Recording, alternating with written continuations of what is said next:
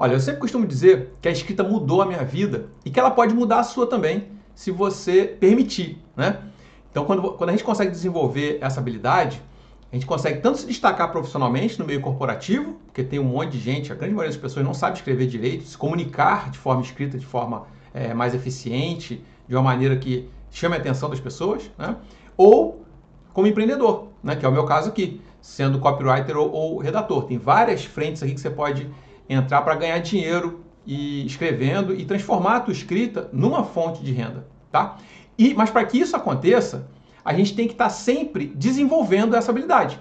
Tem muita gente que fala, beleza, para você desenvolver a tua escrita, é só você escrever, né? Treinar a escrita escrevendo e tal, e tá certo. Só que você tem que trazer consciência para esse processo. Toda habilidade que a gente quer desenvolver, se a gente não olhar conscientemente para o modo como a gente está desenvolvendo ela, você não vai conseguir explorar todo o teu potencial em relação àquilo ali. Com a escrita é a mesma coisa. Então eu quero trazer para você aqui hoje algumas técnicas que eu uso, né, desde que eu comecei nessa jornada, desde 2017 que eu sou redator, e que eu percebi ao longo do tempo que eu precisava melhorar alguns aspectos da minha escrita, né, para me destacar e tal.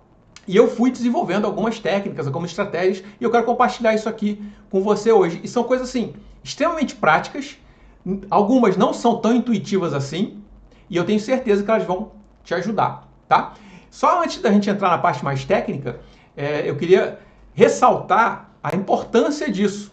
Por quê? Quando a gente consegue focar no desenvolvimento da escrita, a gente também tem outros ganhos colaterais que são extremamente benéficos, né, para a nossa vida. Por exemplo, a gente desenvolve mais a criatividade, a gente trabalha mais a capacidade crítica e analítica, que são coisas essenciais hoje em tempos de ChatGPT e tal, né?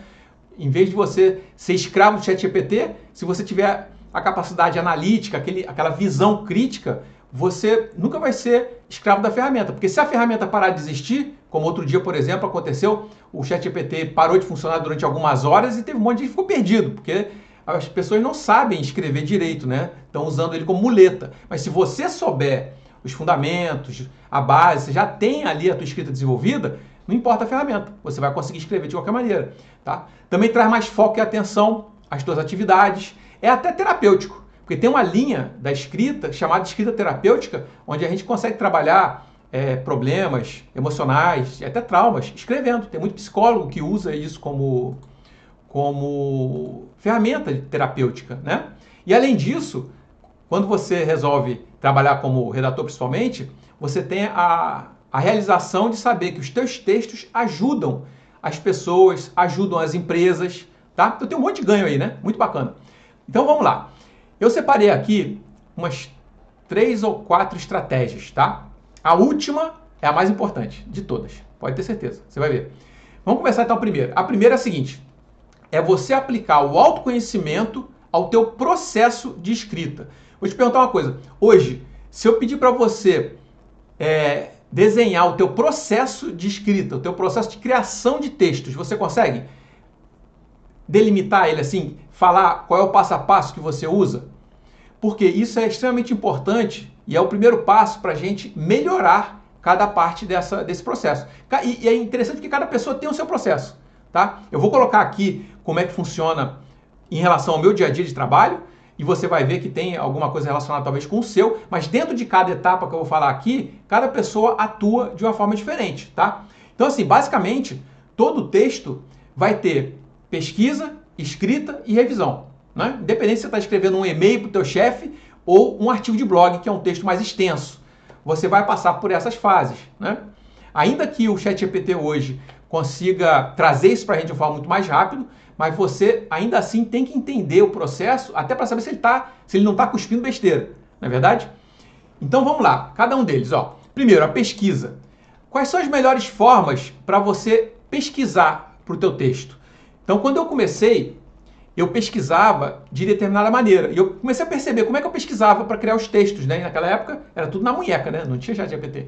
Então eu fazia o seguinte, eu ia primeiro no Google, aí depois eu ia assistir vídeos no YouTube, depois eu ia para a rede social para ver lá o pessoal que já publicava naquele segmento e tal. Aí eu ficava olhando o comentário da galera e tal. No YouTube também eu via comentário. E no Google eu lia os artigos que estavam sendo escritos, né? Então esse era o meu processo de escrita. Com o tempo eu percebi que dependendo do tema, por exemplo, se fosse um tema que eu já dominava mais, eu só ir no Google já resolvia. Eu lia mais ou menos assim o que uns 6 ou 8 artigos das empresas que estavam ali publicando sobre aquele tema, eu percebia qual era mais ou menos as abordagens que estavam usando e eu criava uma nova para o meu cliente. Então eu comecei a perceber. Da mesma forma que quando o tema era muito mais difícil, né, eu lembro que uma vez eu tive que escrever um artigo sobre o comércio exterior Brasil-Canadá. Eu nunca tinha escrito nada sobre isso. Aí eu tive que reinventar meu método de pesquisa. Tive que buscar outras fontes, tive que conversar com gente no LinkedIn que era da área para pedir informação e tal. Então, assim, o meu processo de pesquisa, ele acabou sendo adaptável dependendo do tema, tá? Então isso é importante. Como é que você faz a pesquisa hoje para você escrever seus textos? Porque e outra coisa também que é importante, mesmo que você conheça muito do tema que você vai escrever, não confia só na tua cabeça, tá? Isso é muito perigoso, porque qual é o risco do teu texto ficar raso? De você não ter ideias ou uma abordagem única para aquilo ali, ok? Então essa é uma dica extra aí para pesquisa. Beleza. A segunda parte, né, a segunda etapa é a escrita em si. E aí a escrita, aí tem um mundo aqui, né? Mas eu vou só dar uma pincelada no que a gente pode trabalhar em relação a ela. Primeiro, como é que você escreve? Como é que você desenvolve o texto? Né? Geralmente a gente faz a introdução, desenvolvimento, conclusão, né? Aquela coisa de sempre. Mas eu já vi gente, por exemplo, que inclusive começava a escrever pela conclusão. Eu, particularmente, nunca consegui. Tá? Acho extremamente estranho isso, mas eu já vi gente que falava que escrevia assim, né? Até para testar ou para treinar a criatividade, alguma coisa assim. Enfim. Mas eu ainda sigo isso, introdução, desenvolvimento e conclusão. Uma coisa que eu percebi foi em relação ao título. Então, eu percebi o seguinte, para mim é mais fácil eu desenvolver o texto e depois criar o título.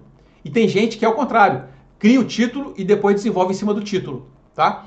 Mas então essa maneira como eu faço aqui faz sentido com o que eu vou te falar na hora da revisão, que é uma das últimas coisas que a gente vai ver aqui no vídeo e que vai fechar tudo isso que eu estou te falando aqui, tá? Então a maneira como eu faço faz mais sentido com a revisão que eu aplico, eu escrever o texto e depois fazer o título, tá? E bater também se o título tá ali coerente ou não, beleza? Agora em relação à própria escrita em si, o escrever bem, que é um termo que as pessoas usam muito, né? Hoje ele vai além da parte gramatical e ortográfica.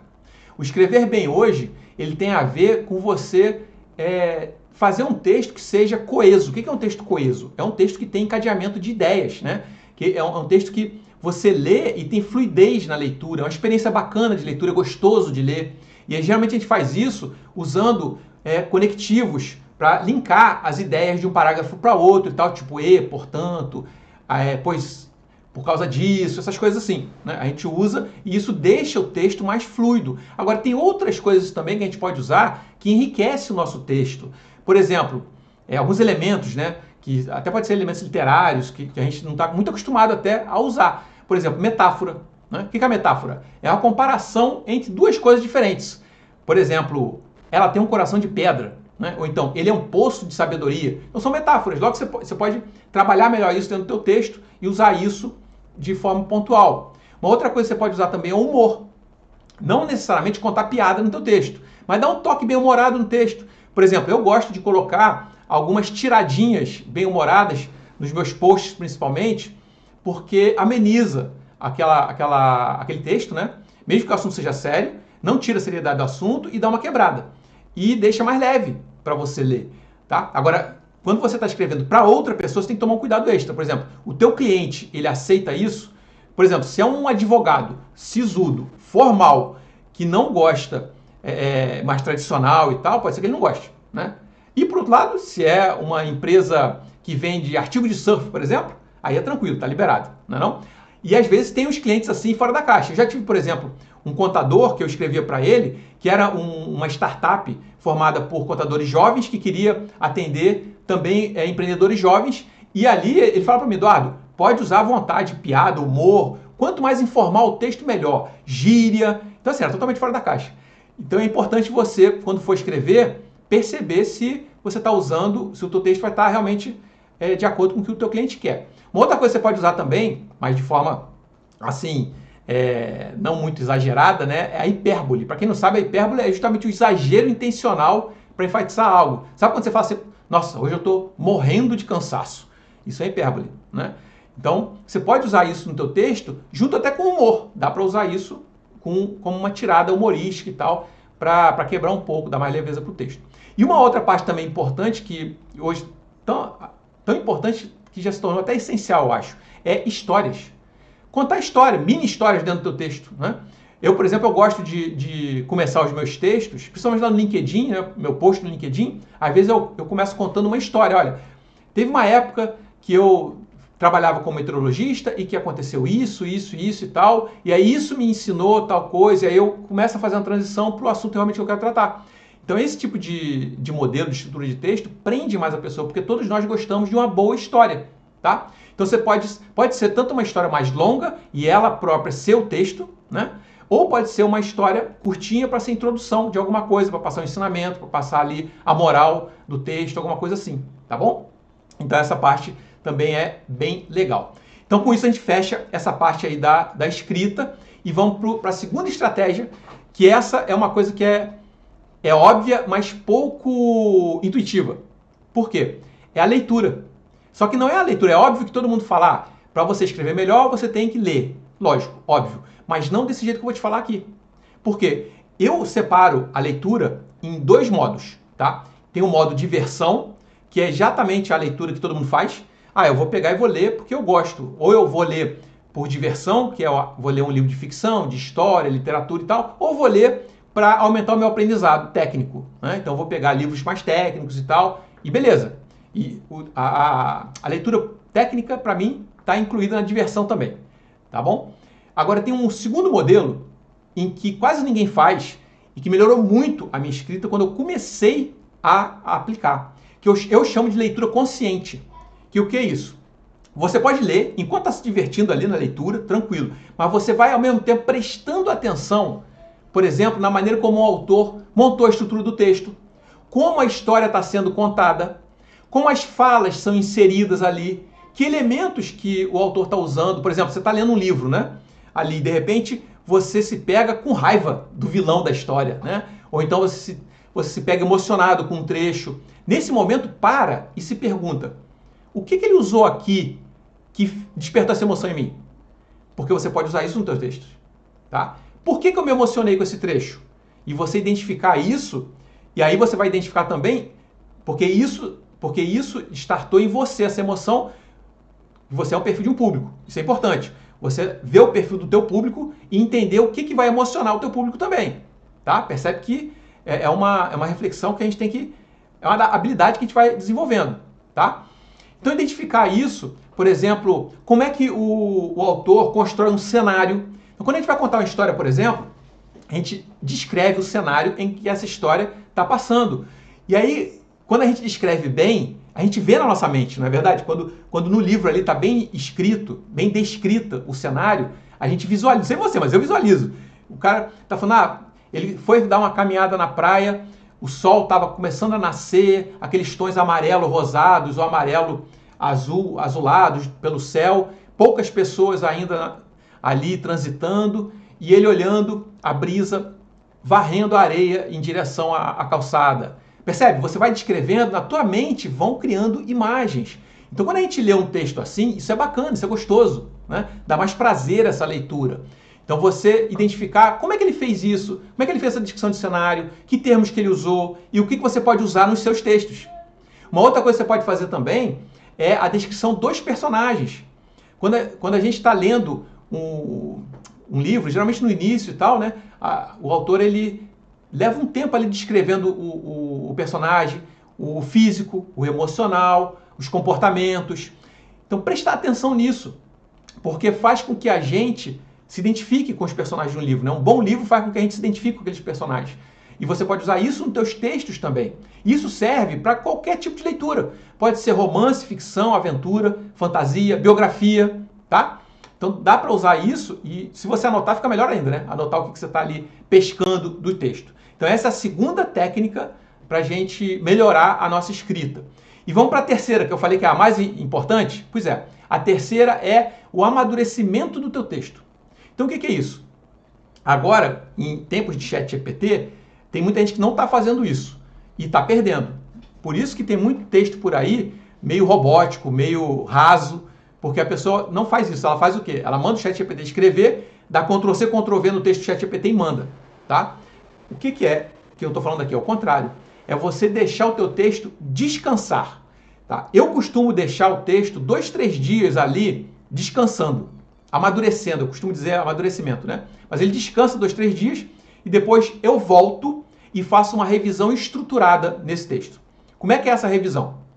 Primeiro, é uma revisão, eu até faço a gramatical assim, hoje o ChatGPT dá conta, né? Ele já traz ali o texto gramaticalmente correto, isso não tem problema nenhum, então não precisa se preocupar com isso. Mas tem outras revisões que você pode fazer que vão enriquecer teu texto, deixar ele mais prontinho para o que você quer, para o teu objetivo. Um deles é o alinhamento do texto com o título. Lembra que eu falei antes? Eu primeiro gosto de escrever o texto para depois elaborar o título, é por conta disso aqui. Eu releio o texto, e aí, eu até peço para o ChatGPT me dá aí 5 exemplos, 5 sugestões de títulos para esse texto. Ele me dá. Só que na minha cabeça eu estou com um texto aqui. Então eu sei o que eu quero entregar nesse texto. E o que eu quero entregar tem que estar muito bem condensado naquele título. Por quê?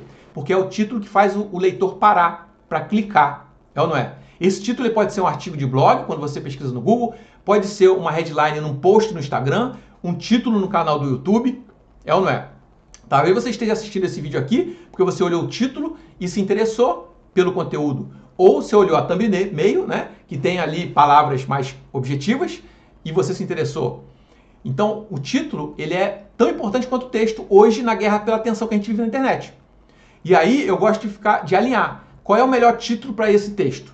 E às vezes eu perco um tempo, tá? Eu levo aí uns 20 minutos tal para escolher o título.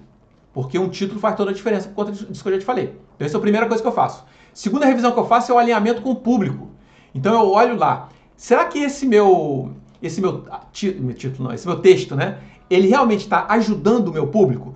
Lembra, uma das premissas do marketing de conteúdo, eu, inclusive já tem um outro vídeo aqui no canal, que eu vou deixar aqui na descrição, que eu falo sobre isso, sobre o poder do marketing de conteúdo para você atrair o público certo, né? E a premissa principal do marketing de conteúdo é ajudar as pessoas com o que elas estão passando hoje, seja dor, desejo, necessidade e tal. E aí eu me faço essa pergunta, esse texto está ajudando? Está fazendo o que se propõe? Então tem um tema, né? Tem a palavra-chave que eu uso, tem um tema e tal. Em cima disso, eu estou entregando algo de valor para essa pessoa?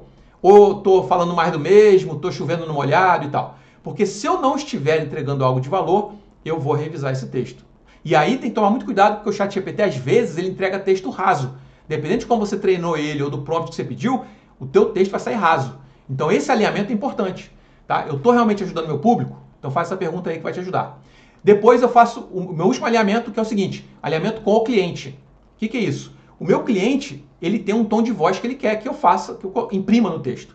Né? Ele tem termos que ele quer que eu use. Ele tem a maneira mais formal ou mais informal de usar o texto, de colocar no texto e tal, porque isso é uma predileção dele, mas também é o que ele acha que vai alinhar o público, com o público, né? E o texto é dele, eu estou escrevendo para ele. Então eu faço esse alinhamento. Do que eu sei, do que o meu cliente quer, de tom de voz, de termos e tal, eu faço a varredura no artigo, no texto, e vejo, e às vezes eu tenho que tirar. Porque o ChatGPT, ele é ótimo para criar uns textos malucos aí, né? Uns textos não, uns termos malucos, né? Ele coloca uns termos nada a ver, assim e tal. Então dá um pente fino no texto, e aí às vezes eu tiro 2, 3 termos, eu troco, né? Uso sinônimo e tal, que está mais alinhado. Então percebe que isso tudo, ele vai deixar o teu texto muito mais rico e eficiente. Porque o texto que a gente faz, a gente quer o quê? Que atraia o público certo, que encante esse público, que ajude ele e que faça ele ou virar cliente, se for um texto de atração, ou aumentar o engajamento, se for um texto para aumentar a consciência de alguém que já é seguidor, ou que venda alguma coisa, se for um texto de conversão. Percebe? Então você fazendo esses exercícios aqui, você vai conseguir criar textos muito melhores do que a grande maioria do que a gente está vendo aí no mercado, tá? Então essas são as estratégias que você pode usar para melhorar a tua escrita e com isso você vai realmente se tornar aí um escritor, um redator, um copywriter ou até mesmo um profissional fora da curva em relação à tua comunicação escrita, beleza? Então testa aí e depois me conta aqui embaixo, né, nos comentários se isso realmente ajudou. Não esquece também de curtir esse vídeo. Se você conhece alguém que também gosta de escrever, compartilha ele com essa pessoa. É importante a gente levar isso para mais pessoas num país que lê tão pouco. A gente ter hoje na internet a escrita em tudo quanto é lugar, cara, isso é uma bênção. É uma bênção. Então a gente tem que valorizar isso. E a gente tem que alimentar isso. Então, conhece mais gente que gosta de escrever? Compartilha com ela esse vídeo. Não vai fazer mal, não. Pelo contrário, ela vai te agradecer, tá? E se por acaso você tem vontade de trabalhar com a escrita, transformar ela uma fonte de renda sua, você tem aqui embaixo, ó, vou deixar aqui embaixo, um meu curso de iniciantes para quem quer entrar nesse mercado aí de redação digital. É um curso que vai te ensinar do zero até você ter os primeiros clientes e assim, de uma forma muito rápida. Ele é um curso que você em um dia você estuda ele. Mas ele tem tudo ali, tem um método que eu aplico, tudo direitinho ali para você usar. Inclusive, ensino a usar o ChatGPT para aumentar a tua produtividade dentro do curso. E tem um módulo inteiro só para você conseguir cliente, que é o calcanhar de Aquiles da maioria dos profissionais de escrita hoje, é conseguir cliente. Então tá tudo lá dentro. Então dá uma olhadinha aqui embaixo, vai lá. Se você ficar com alguma dúvida, me procura ou comenta aqui embaixo, me procura @EduardoBCorreia, Instagram, LinkedIn e me aciona lá que eu te ajudo no que você precisar. Tá bom? E é isso. E a gente se vê então no próximo vídeo. Até lá!